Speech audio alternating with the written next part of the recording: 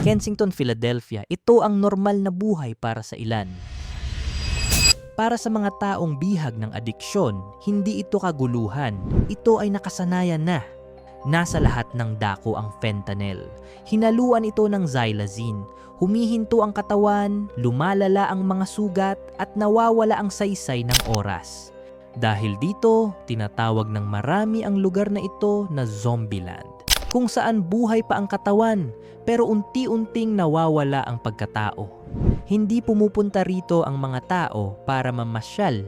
Pumupunta sila dito dahil dito madaling makakuha, mura at tuloy-tuloy ang droga. Kapag ang adiksyon ang naghari, kahit ang pinakawasak at magulong lugar ay pwedeng magmukhang normal. Ito ang ginagawang normal ng droga. Huwag itong baliwalain.